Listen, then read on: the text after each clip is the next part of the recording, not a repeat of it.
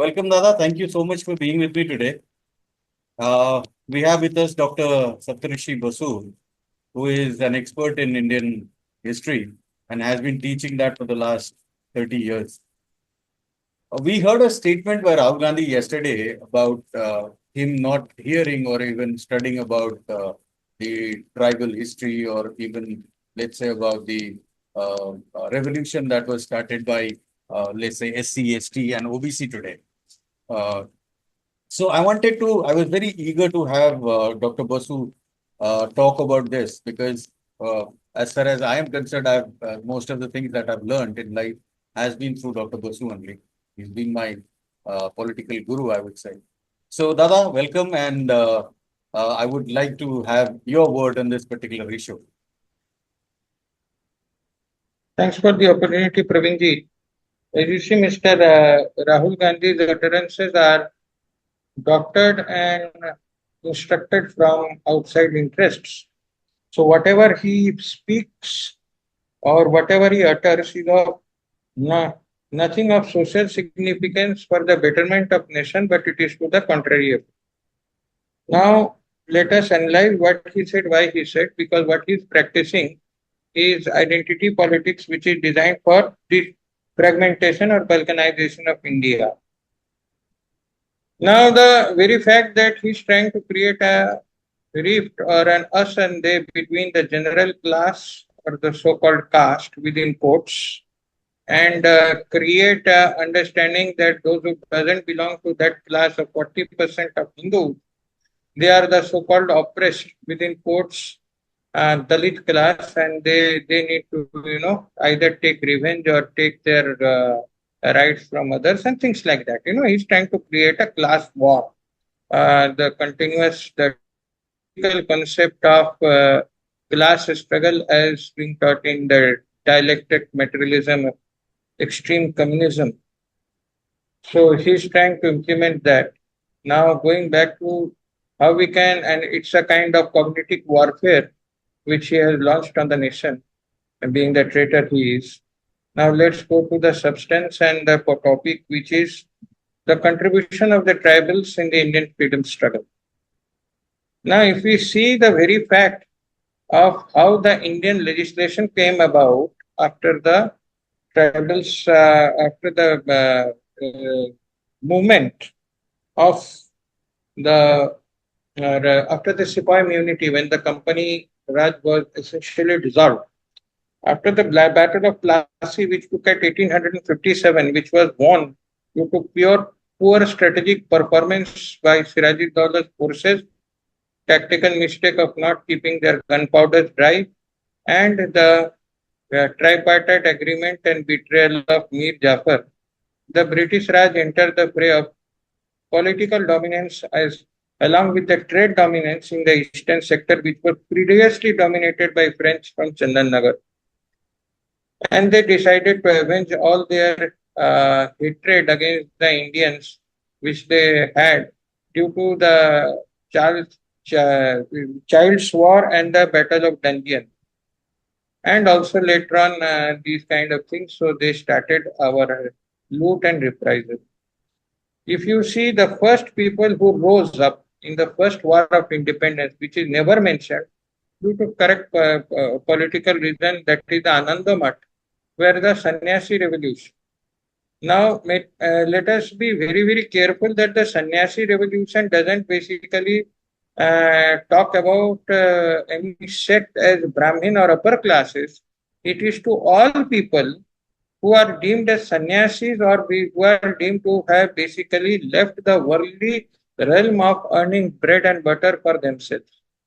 The Baul movement in India or the Bairagi or the Borgi movement, which was there very much in the Vaishnav sect, was an all-encompassing sector where all the classes of society, including the Shudras and the Kshatriyas and the Brahmins, the entire cross-section of the society was into that. And it was and the lineage was taken from the Vanapastha or the ashrams of Hindu society.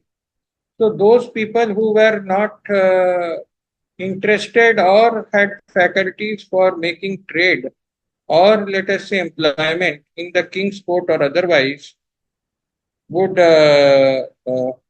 uh, what will happen, they would basically go for that सन्यासी. तो क्या हो गया कि वहां पे जो पूरा समाज था, that had the sannyasis had a put cross section.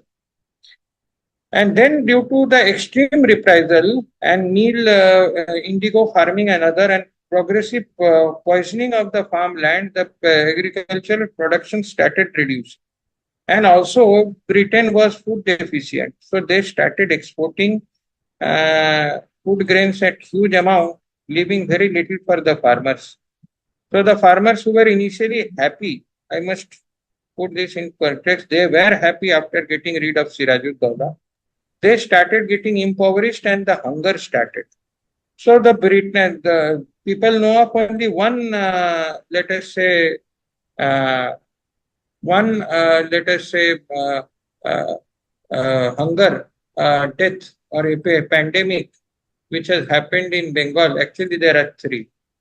The first one started and the Ananda Math came into existence. If anybody has read Bankim Chandra's Ananda Math, it gives a vivid description how people are dying out of hunger and let us say pestilence and communicable diseases, which is and malnutrition, out of which the Bairagis or the saints, they could not stay aloof and they started contributing, and that was the first war of independence. Now, this first war of independence was moved out of the history of the entire British dominance, because they said that it was the company as a private interest. Nobody is talking about that. Only one person from Congress who should have been the leader, he was little literate, Mr. Shashi Tharoor. He has written two books, The Inglorious Empire, and another is I think something, that two good books he has written about the British. And William Dalrymple has also talked a lot about the British Raj and exploitation. So the entire civilization population was against them. And if you see the rise from that time, the sannyasi movements put such amount of fear into the minds of the British that they decided in a all-out sabotage and subversion of any devotee movement in the hinterland in the east. And that is why they had spies like Raja Ram Mohan Roy starting Brahmo Samaj, and then some our so-called Ishwar Chandra Vidyasagar going for Vidwa Vibha, an anti-Brahminical movement, and the other, that movement, this movement. All these were British-sponsored movement in order to subvert a deeply religious society, Hindu society, which was focused on basically reclaiming their culture and their saving their honor. Now, since that was happening, it was not related only to the upper classes. If you see the Zamindar clan, they were not from the upper classes. To be very precise, the Brahmins and the Kshatriyas were not there. They were the Kayastha, the Vaishyas, and the Shudras who were very much there. Das, Mitras, and other people were having Zamindar. And some of them become, it was only the amount of, let us say, amount of favor you can do, or amount of, let us say, sycophancy you can afford to the Raj, you were getting your realm. So those people were wealthy.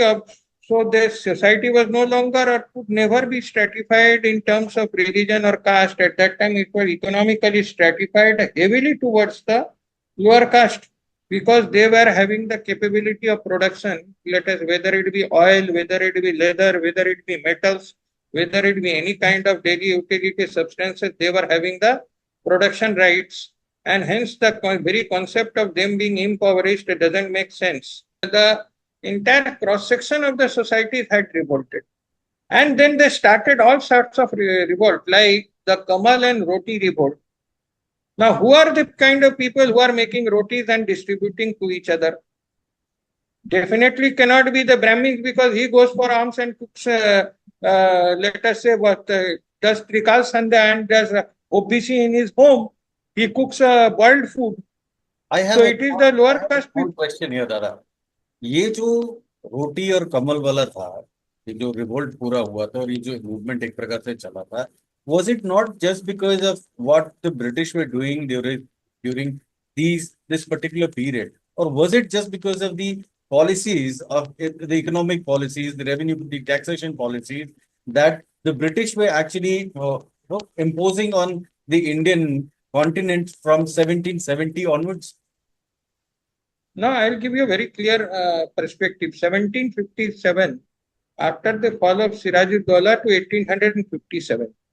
Initially, what was the status in 1757? The entire eastern plain, right from the Delhi Sultanate till the gates of Assam or the Ahom Parishad, we were Darul Islam. We had a complete Sharia law, Sharia court with muezzins and courts. And the Hindus were progressively being marginalized by two dangerous taxations. One is called jizya and second is called kharaj. And there is a third taxation as well, which was a countervailing trade taxation against our traders in shipping, which was slowly killing the Indian mercantile marine.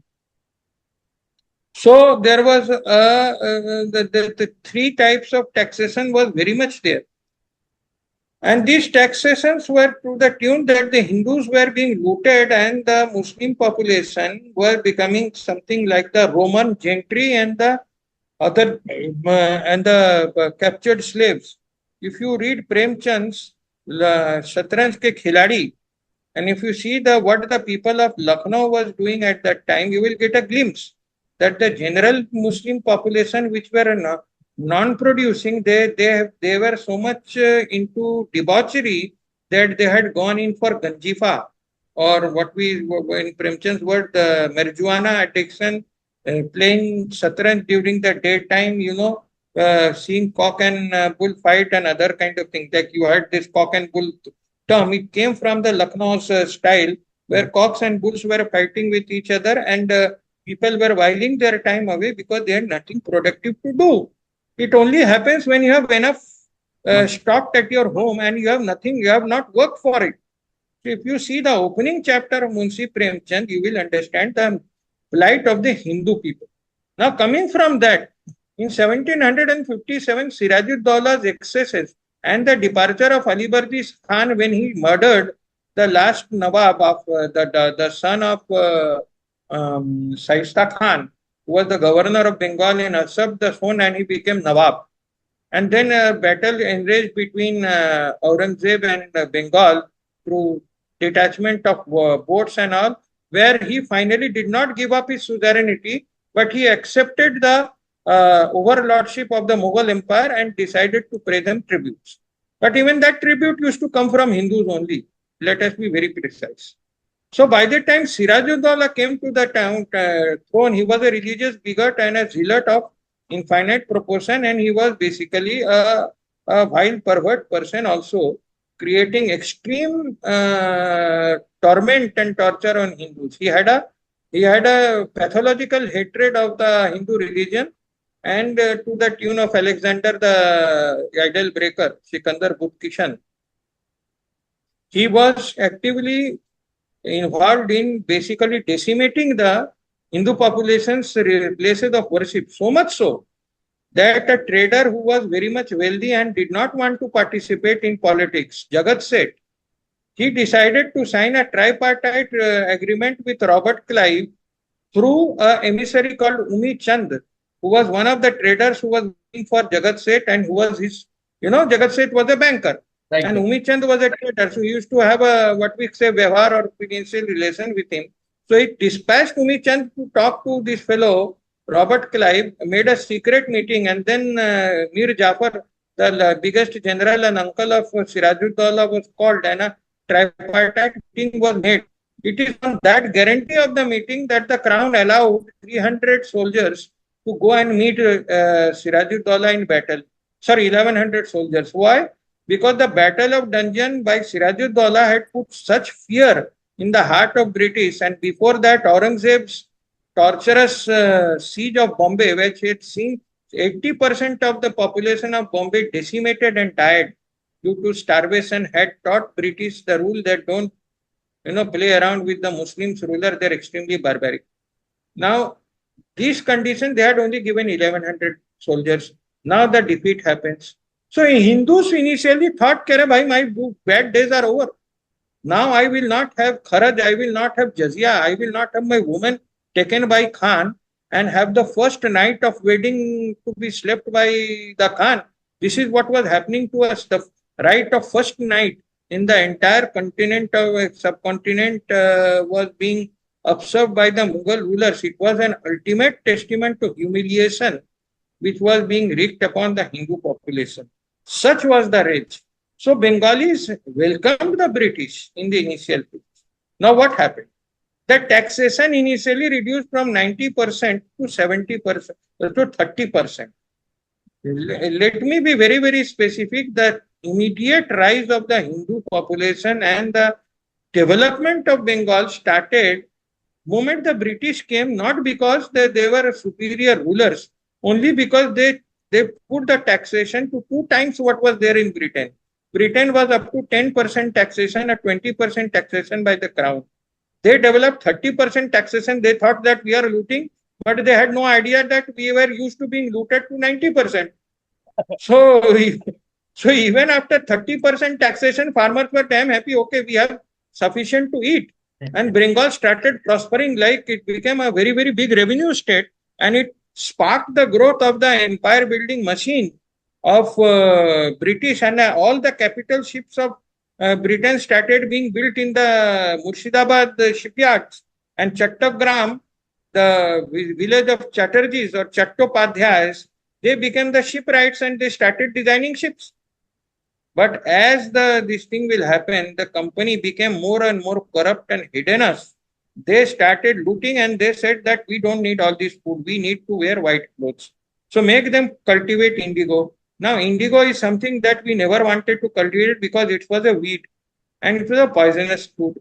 And it was made to be cultivated in one of the most fertile deltaic Ganges. Now, what that did, so farmers were the villages were called revenue villages. If you see William Adams' statement before Thomas Babington Macaulay's disposition in the upper Lord of House, they used to say, I have traveled the length and breadth of the country and there was not a beggar. So how was that possible? Because everybody used to eat of his own. Now, if you make them plant indigo, a substance which is only valuable for the British, and local economy has no use of indigo. It was totally waste for the Indian population because we liked colored clothes and we had no fascination for white clothes. The white clothes was basically a Christian dominion, and that is the reason you still have that white band in the Indian flag. The top belongs to Hindu, the middle belongs to Christian, third one belongs to Islam, and the center there is the Dhamma Chakra belonging to the Buddhist. That is how our Indian flag has been a piece of compromise.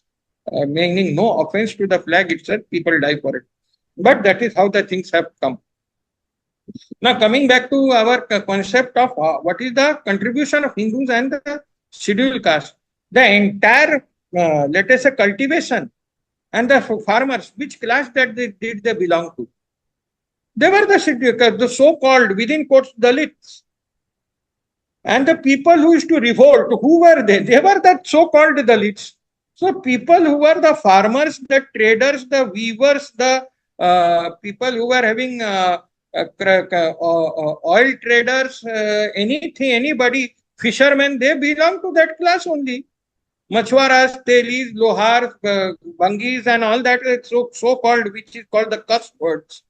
These are no longer, they were the name of the trades which people were having and people were earning through that. These are the people who are actually paying the tax. A Brahman who is teaching in a Gurukul, what is his earning and how can he pay tax? He is not a producer. So if you are not producing, you are not selling, you are not paying tax, you are earning out of beggary, technically speaking. So Brahman was not paying tax anyway. So he was supposed to be impoverished, and that is what he was. Okay, now you are running a Gurukul which runs from student donation. So it was a charitable institution. So in history of anywhere charitable institution except from Islam, nobody taxes. Even Britishers were not taxing charitable institutions.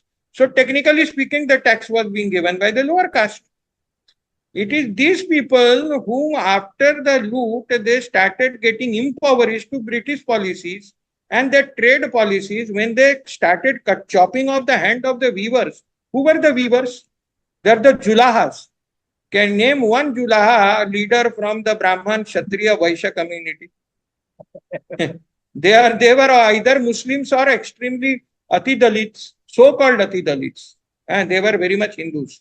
So the Julahas they were weaving, and it was their muslin which was priced at the rate of gold, their weight in gold, which could be packed in a machis ka dibbi, as they used to say. The entire sari could be packed in a matchbox and could pass through a ring finger, and which was being extremely valued by the Europeans because that semi-transparent let us say, lingerie which the European women used to wear to entice their husband's desire was of extreme value, and people were buying it in droves from Roman times almost.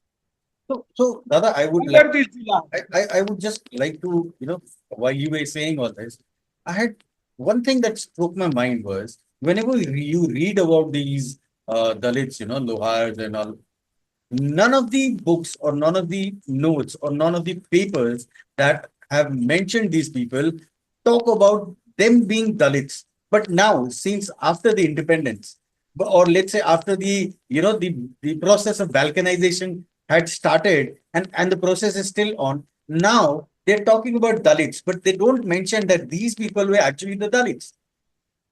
Now, what does the word Dalit means? Dalit means impoverished.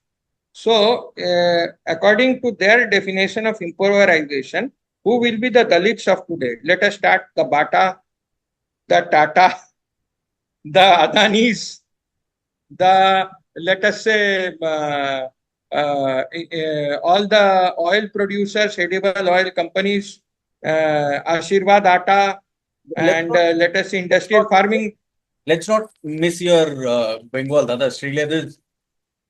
Sri Leathers. So all these We are not people advertising any who of are, them. Yeah, whom we call business conglomerates, yeah. whom we call the states of today, they are supposed to be the Dalits. Now you can very well imagine the distortion or inversion of fact. If you have the center of production in any economy, whatever goods India was selling, who were manufacturing the goods? Who were the farmers? The Dalits? The Kshatriyas were doing farming. No, never. The Brahmins were doing farming. No, never. They could never do that. The Vaishyas were doing trading, no farming. They were artis. Straight away, they were artis then, they were artis now. So the farmer he was always from the Shudra, and he has surplus for his own home. He has seed of his own. He was so knowledgeable that he जब used to ये manufacture जब his ये seed. जब ये शास्त्रों में कहा जाता है कि शूद्र सनातन की रीढ़ की हड्डी है, तो ये बात 100% सही है। भाई खाना और समाज की सारी जरूरत की चीजें कौन बनाता? अब यहाँ पे ब्राह्मण को मस्तिष्क क्यों बोला गया है? मस्तिष्क में एनर्जी नहीं जाती, पेट में आपका खाना रहता है। देखिए क्या है, हमारा शरीर जिस तरीके से बना है, the body basically is an embodiment of a perfect organisation through cross functional team. जिसके पास सबसे ज्यादा एनर्जी का स्टोर है, जो सबसे ज्यादा खाना बनाता है, वो खुद सबसे कम खाता है। आपका खाना बनाता है आपका स्टमक, आपका लीवर और आपका लार्ज एंड स्मॉल इंटेस्टाइन, और वेस्ट बेचारा लार्ज इंटेस्टाइन ही निकालता है जिसका साइज सबसे बड़ा है। अब कल को अगर हम वेस्ट रेक्टम से लेकर लार्ज इंटेस्टाइन अपने आप को दलित घोषित कर दे, आपके शरीर का क्या होगा? आपका स्टमक बोले बेटा मेरा सारा खाना तो मैं बनाता हूँ, सारा एडिनो सारा मैं जूस मैं निकालता हूँ फूड का, अब मैं दूसरे का साथ शेयर नहीं करूंगा तो शरीर का क्या होगा? The very concept of this Dalitization or this thing is the utter nonsense of, let us say, Joshua project and identity politics, because Europeans were used to Dada, see Europeans. Dada, I would like you to actually speak about the Joshua project, because what I would say is what I have seen mostly is ये 10 में से 9.5 लोगों को इस project के बारे में मालूम ही नहीं। In fact, I will come to that once I just finish with the contribution of the so-called Shudras and Dalits in the freedom struggle. So if you see any kind of crime or any incident occurs because of a motivation factor. So if you see what was the British taxation doing, what was the trade practices doing, what were the merchants guild doing, what was the banks doing? So with the British people came the entire collapse of the Hindu banking system, which was temple centered. Now it started the government banks. So who lost the money power? Definitely the Sevayats and the merchants lost. Brahmins were still being fed by the village and he was doing his ritual. So he was a Karam Kandi Brahman. Even if you see any of the Pandas who were there, they had an accountant and they were basically only administrative capacity of fund managers. If you go to any of the mutts or let us say temples even today and you see a Sevat, does the Purohit or the head priest have a BMW or let us say electric convertible? Have you ever seen that? But you will see the temple having funds more than a state-owned bank. And this is the system where things were always there, the way it was being administered even in ancient India. सो ये भी यहाँ पे कोई कहानी बोले कि बेचारा ब्राह्मण ने सबको चूस के रख लिया, भाई करेगा क्या लेके? कहाँ से चूसेगा भाई? उसके टैक्स वो कलेक्ट करता था क्या? टैक्स तो राजा कलेक्ट करता दादा, था ये स्टेट ये के जो लिए। आपने कहा ना, इससे मुझे एक बहुत बड़ी प्यारी सी चीज याद आती है कि जब भी कोई उपन्यास, ये जो लेफ्ट विंगर से उपन्यास लिखा हुआ पढ़ते थे ना, तो पहला लाइन होता था कि एक गांव में एक दरिद्र ब्राह्मण रहता था। उसके बाद हाँ, दूसरे तो अगर ब्राह्मण ने अरे, एक्सप्लॉइट किया और दूसरे और और तीसरे दलितों को पैराग्राफ में, हजारों साल से चूता, तो और बेटा दरिद्र वही कहाँ करता से नहीं, हुए हो हम? दूसरे और तीसरे पैराग्राफ में ये लिखते थे कि ब्राह्मणों ने बहुत एक्सप्लॉइट किया। मैं कहा एक बताओ, मतलब ये गजब सा या परिश्रम तो वो था कि दरिद्र है नहीं दरिद्र तो आदमी एक्सप्लॉइटर है, दोनों पूरे में से। गांव को सता के रखता था और बाकी लोग कुछ बोलते नहीं थे। तो ये थोड़ा मतलब कॉन्ट्राडिक्ट करने वाला अपने आप को ये स्टेटमेंट्स ये देखिए चीजें बेसिकली वो लिखते इसलिए थे। कहा जाता है ना, cock cock and bull story कैसे आता है कि जब आप इस किस्म का नैरेटिव बनाते हैं जो कि ऑर्गेनिक नहीं होता, जिसका लॉजिक नहीं है। ब्राह्मण दरिद्र है और ब्राह्मण आतताई भी है। तो प्रवीण सर आप बताइए कि आज अदानी जाएगा प्राइम मिनिस्टर ऑफिस में, उसकी सुनी जाएगी, या मेरे घर के सामने एक दरिद्र भिखारी है वो जाके क्या कहते हैं 7 रोज के कोर्स के सामने बोलेगा, भाई मैं ओझा हूं, मैं स्वयं सो जाति का हूं, लेकिन मैं भिखारी हूं। अभी के अभी नरेंद्र मोदी जो ओबीसी कास्ट के हमारे प्राइम मिनिस्टर है मेरे सामने प्रस्तुत हो और मेरा पॉलिसी सुने।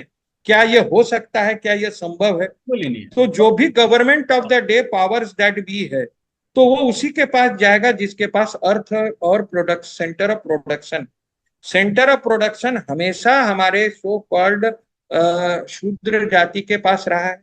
इसीलिए डिवीजन ऑफ लेबर में उनको कर्मकांड से छुट्टी दी गई। अगर आप दंड न्यायिका देखें, ब्राह्मणों के लिए हर्सेस्ट पॉसिबल पनिशमेंट फॉर एनीथिंग। शूद्र अगर मदिरा पान कर ले तो शूद्र को एक साधारण तर्पण, क्या कहते हैं, पश्चाताप और प्रायश्चित से जाना पड़ता था। एक ब्राह्मण मदिरा पान कर ले तो उसको अपने पितरों के तर्पण से वंचित कर दिया जाता था जीवन पर्यंत, जब तक कि भयंकर पश्चाताप नहीं करता था। शूद्र अगर किसी की चोरी कर ले, किसी का सामान रख ले, क्योंकि वो ट्रांजैक्शन कर रहा है ना, सामान ले रहा दे रहा है, अगर वो रख ले और किसी ने उसके ऊपर ब्लेम कर दिया तो उसको दंड दिया जाता था इन टर्म्स ऑफ फाइन्स। ब्राह्मण अगर किसी के यहाँ चोरी कर ले तो सूली की सजा थी। That mean something will go right from the lower half of his body and penetrate and come out through skull. जो व्लाद द इम्पेलर का पनिशमेंट है, उतना भयानक पनिशमेंट ब्राह्मणों के लिए दिया गया है। एक तो तुम दरिद्र हो, एक तुम्हारे पास कोई सोर्स ऑफ इनकम तुम नहीं रख सकते, एक तुम क्या कहते हैं कोई पक्के घर में नहीं रह सकते, और तुम हो गया आतताई, ना तुम्हारे पास पॉलिटिकल पावर है। It doesn't simply add up, और इन चीजों का कोई मतलब ही समझ में नहीं आता है। तो इसी तरीके से हमेशा नैरेटिव चेंज की गई है, नैरेटिव डिस्टॉर्ट किया गया। तो जिन लोगों को नुकसान हुआ वन लास्ट अंग्रेजी policy, one last question before we wrap this up. let me sum up the first question. Sure. One, those people who actually revolted were the interest who were hurt. So they were the producer. जुलाहों के हाथ काटे गए वो लोग revolt किए। क्या कहते हैं, लकड़हारा के जो बढ़ई मिस्त्री हैं उनके लकड़ियों पे टैक्स लगा गया, उन्होंने रिवोल्ट किए। शमशान घाट की भूमियों को कलेक्ट कर दी गया। और आदिवासी जित की बात कर रहा है, ब्रिटिशर ने सबसे बुरा फॉरेस्ट एक्ट पास करके पूरे के पूरे आदिवासी समाज को क्रिमिनलाइज कर दिया। और उसने एक किताब निकली, the criminal tribes of India, आपको मिल जाएगी बाद में इतिहास। So it was the British policy which drove this people to revolt. हथियार, अगर मान लीजिए ब्राह्मण को हथियार चलाने आने के लिए तो उसको ट्रेनिंग देनी पड़ेगी, लेकिन जो लोहार दिन रात तलवार बना रहा है, must be testing his weapons, तो उसको अच्छी तरह से मालूम है, क्षत्रिय चलाना जानता है। तो जब एक सोशल रिवोल्ट शुरू हुआ, ये रोटी कमल हो गया, ये हो गया, it was predominantly people who will have a vested anger. अब ब्राह्मण क्या था, पढ़ा लिखा था, तो उसको एडमिनिस्ट्रेटिव पोस्ट में डाल देते थे। वो पुराने जमाने में भी बही खाता घिसता था, एक ना एक मुसलमान रूलर के लिए, कभी हिंदू रूलर के लिए, अब क्रिश्चियन रूलर के लिए। तो उसका स्टेक बहुत कम था। बाद में भले ही उन लोगों ने बोला कि ये मैं समाज के ऊपर अपमान नहीं बर्दाश्त करूं, उन लोगों ने भी पार्टिसिपेट किया। लिखा किन लोगों ने, इतिहास कम्युनिस्टों ने लिखा है, रोमिला थापर ने लिखा, और उन्हीं लोगों ने डिनाई किया है इन लोगों को स्पेस, और पूरे जो फैक्ट है उसको इन्वर्ट कर दिया। जिन लोगों का इंटरेस्ट हट किया उन लोगों ने रिवोल्ट किया। तो रिवोल्ट करने वाले कौन थे? वक्त खां था, तांतियां टोपे था, हाँ, ये थे, मतलब ये राजा सिर्फ नहीं थे, इनके जनरल जनताओं ने सबवर्सिव एक्टिविटीज की थी, इनके खिलाफ बगावत की थी ब्रिटिशर्स ने। इसलिए Britishers they were very friendly with the upper class, they were very very harsh with the lower class who were revolting. अब इनको बोलेंगे कि इतिहास में कहीं लिखा नहीं गया, लिखा तो भाई तुमने था। शुरुआत से अबुल कलाम आजाद को यहाँ तुमने यहाँ एक बनाया, क्या प्रश्न कहते आता है एजुकेट। दादा, how much was Nehru responsible for this? Nehru was the biggest subversive agent which was put after Muhammad Karim, aka Mohandas Karamchand Gandhi. And he was basically a pedophile homosexual, and who he was basically also a, let us say, turnkey person who was guising as a pandit, but he had absolutely no knowledge of anything of being Brahmin, and he has accepted such in his own autobiography, where he says, "I am Muslim by faith, Christian by actions, dress, and Hindu by accidental birth." His birth may be accidental, but he was never a Hindu. That much we can be sure of. So these people had cheated India from beginning. The basic conception was Operation Madhouse, which was proposed by the outgoing viceroy. Then they proposed the Operation Balkan, which was equally thought by both Nehru and Jinnah. And lastly was the trisection, which went into the vivisection of the country. So it was always aimed at the Hindu, let us say, the producer class or the majority.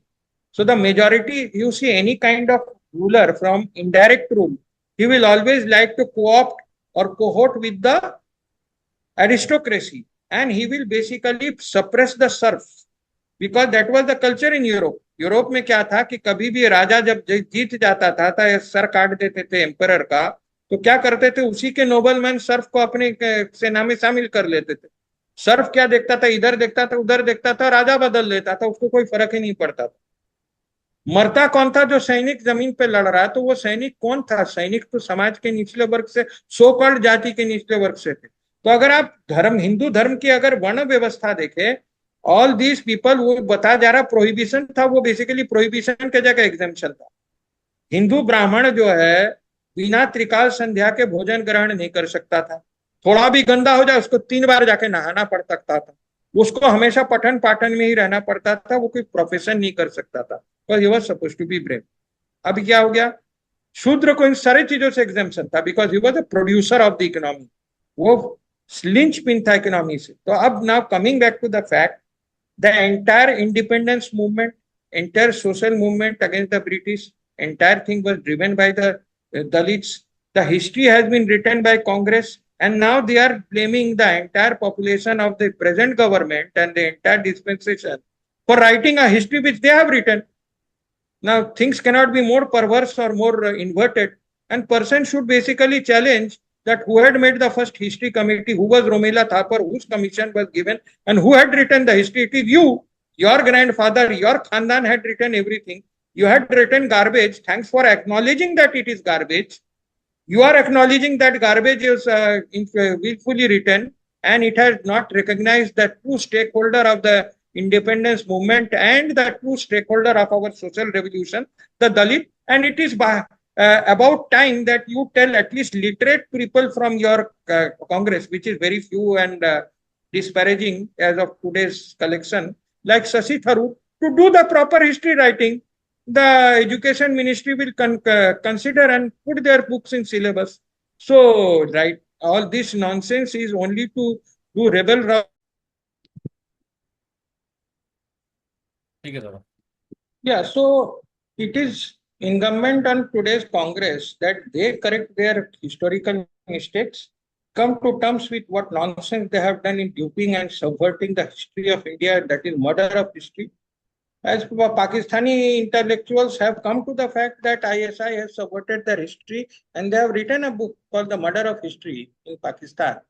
So it is high time that we also get away from political correctness and say Congress has done murder of history and they are solely responsible, and we should use Rahul Gandhi's statement as a testament of acknowledgement of mistake and acknowledgement of let us say distortion of history which the Congress has carried out, and we should now start digging out and teaching the people who are the true freedom fighters, not those people who had done experiment on brahmacharya, not those people who had done wheeling dealing and done transfer of power with the British, not those people who were basically sycophants and were trading, let us say, insults and injuries with the rulers in order to get more brownie points and garner more part of the pie. The real stakeholders were at that time, the classes of the Hindu society which were being trampled, and also such certain significant classes of the Muslim society. The Muslim aristocracy hijacked the freedom movement and created Pakistan, and they have made a mess out of that country, and they have basically driven their country to impoverishment. The people of Pakistan have realized today that the Sultanate-e-Mustafa they had dreamed has turned out to be the worst possible nightmare manifested. And it is time for the Hindus of India to awaken to the fact that what Congress has done is nothing but historical genocide and apartheid against the general classes with pathological hatred from the against the intellectuals, intelligentsia. So, doing course correction, I acknowledge what Mr. Rahul Gandhi is saying in spirit, that the real stakeholders like Birsa Munda, the real stakeholders like the Adivasis who had revolted, the real stakeholders like the Thagi cult should be now decriminalized and reinstituted as the real heroes of India who had brought freedom by persistent, prolonged warfare against a ruthless and heartless empire. And to course correction. Now coming to the second question, Dada, the Joshua project. The Joshua project is an OSINT sponsored extreme fringe, let us say, section of Christianity, which has their very separate churches, which has some alliance with the Orthodox, with the, let us say, Catholic Christianity, which is order which is there in India. It must be accepted that India is the only country where all sections of Islam and all sections of Christianity and the Judaism in all its form is flourishing without any problem or any restraint, and all people have their individual places of worship, which is being maintained at the cost of Hindu temples through the Hindu Temple Act. The money from the Hindu devotion and the Hindu funds are being collected from temple, and all these various faiths are being maintained at our cost. This is a matter of separate discussion. Now, what the Joshua project and this rhetoric is very simple. They are very much aware that the entire body is an organic whole of a society. So if you do decapitation and you sever the head from the body dies a natural death. So the Hindus being the head of the society that is not having any center of production, but the center of strategy, learning and awakening. If they can be demonized and ideologically, let us say, villainized from the rest of the population, the very fact that all the rituals they perform through the halo effect will automatically be demonized, and the very fact of performing rituals, giving obedience to our ancestors and doing the practices of our religion will fall into disarray and dispractice and hatred, because Brahmin is basically known for a person who's maintaining the religion.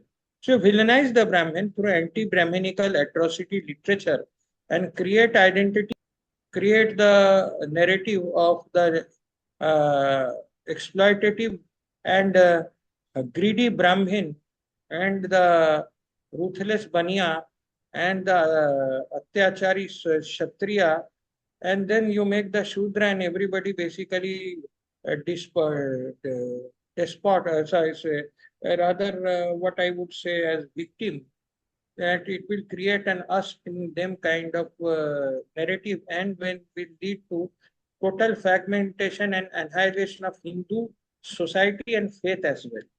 That is the main project, and it is supported by OSINT, and the concept is very, very simple. The Hindu upper classes are now today marginalized due to low rate of reproduction. In fact, decreasing rate of reproduction at 1.8 ratio of 1.8 to 1.1, and for upper classes it is as low as 0.8, zero point 0.1.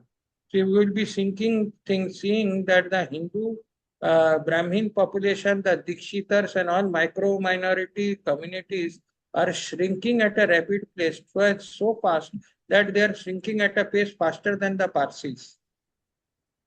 And we are not having enough, let us say, population for the next generation to fill up the vote bank gap.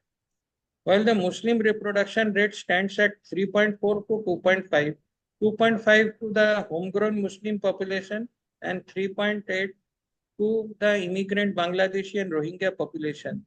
And they're filling up this vacuum and creating a population inversion, a demographic inversion, along with the immigrant other faces. And these people are ready to change faith at any time. The reason for Joshua Project attack on India, the Catholic Church and Orthodox in Russia is massively losing subscription due to lack of faith and lack of traction along with the youth of that country, which has gone into permanent moral panic and debauchery.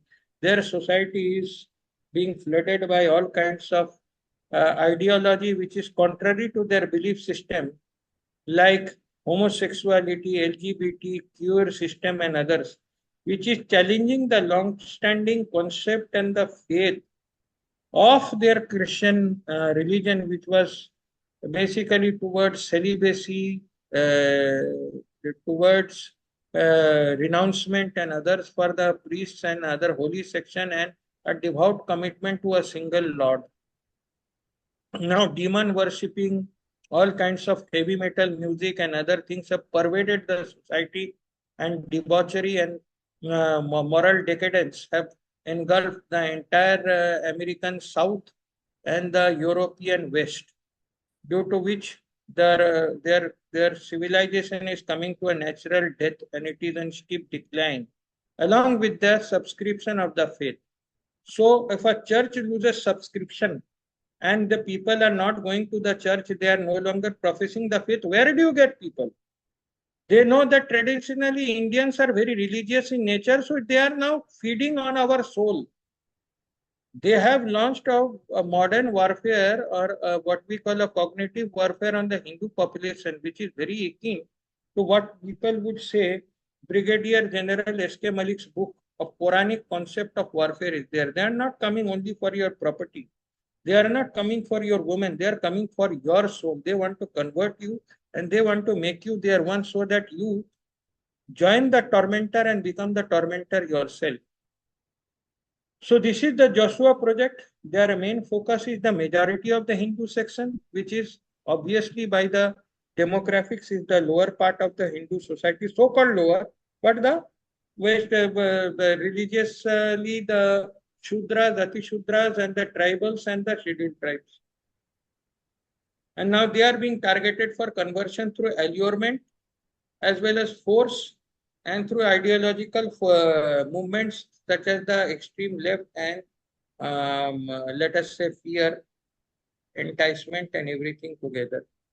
And they are being given misrepresentation against by the anti-Brahminical literature, which is all pervasive because the upper classes have been so badly impoverished. Our ability to produce books and literature of our own has been greatly diminished. So much so that the international publication houses have created an ideological apartheid against Indian writers or Indian ideological writers who are writing the fact. So all books of Indology have only one qualification: the Indology writer cannot be Indian. You will be surprised to know that. It has to be a German, European, or anybody Japanese from another person who will do a dissection of the Hindu faith, and he will explain to you what being Indian means to an Indian. So things cannot be more warped. So the literature which is present in the market syllabus and educational system is all from the left section of the ideology, left and extreme left, and the center left, and it demonizes the Brahmins. And this is how they create an ideological rift. They bring even my maid servant who was working in Bombay. She is having all the Hindu name, and they have been converted to Christos. And every Sunday she needs a rest because she goes to the church and cooks for the full church in free. While if my family comes and any extra work has to be done, she is not totally upset, and some amount of bakshish or compensation or overtime has to be paid to a highly paid, let us say, domestic help who comes for about 2 hours a day. So this is the state of mindset which they have been made, and that mindset comes from the fact that they have been taught, like anti-Semitism or Nazi movement in Germany, that the reason for all misery of all Germans is the Jew who is a wealthy Jew. So very, very similarly, this Nazism or this fascism has been packed by the Antifa against the Hindu Brahmin. And it has been basically done by the Joshua project, that each and every, let us say, sociological research from the ISSR, we are funding our own funeral by sponsoring Brahminical literature. The professors who are giving are basically from the same ideology, who are awarding PhDs are from the same ideology. They write openly about LGBT and other things which has no coherence, cognizance with the Indian, let us say, practices of the. We are being ethnically cleansed. Today, the Brahmin and the general classes are being subjected to lawfare through concepts like the Scheduled Caste Act and others. Even domestic and let us say simple business rivalries or civil cases are being given scheduled caste cases in order to public vengeance. It has become a it's become a legal tool for misuse.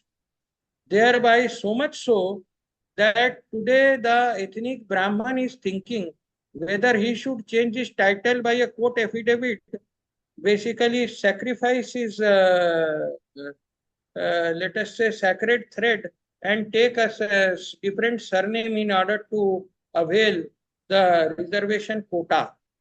So this is a new kind of jizya of the modern world which is being launched against the Hindu upper classes. And I see dark days ahead unless and until Eh, You mean to say the we are Hindu still population awakens. we are still paying the jizya for these threats? Yes, we are paying jizya for the threats very, very severely. The 54% of the IIT seats are reserved for the other classes. And you being the general class, either you have to be extremely meritorious to get in, or somebody can just claim anything and get a fake LC certificate and take your seat. And after using the state infrastructure to learn engineering, you will be funded to do anti-Brahminical research in an MBA college in organizational behavior which has nothing to do with Brahmin or Dalit, but you are doing nonsense on that.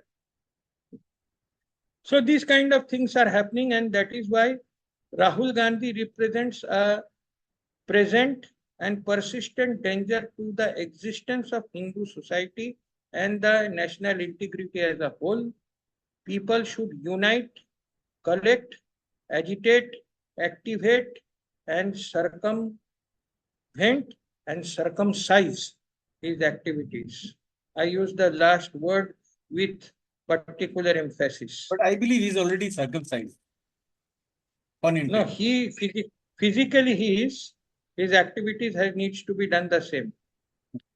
All right. Thank you so much, Dada, for being with me today. I would love to have you once again, maybe later this week.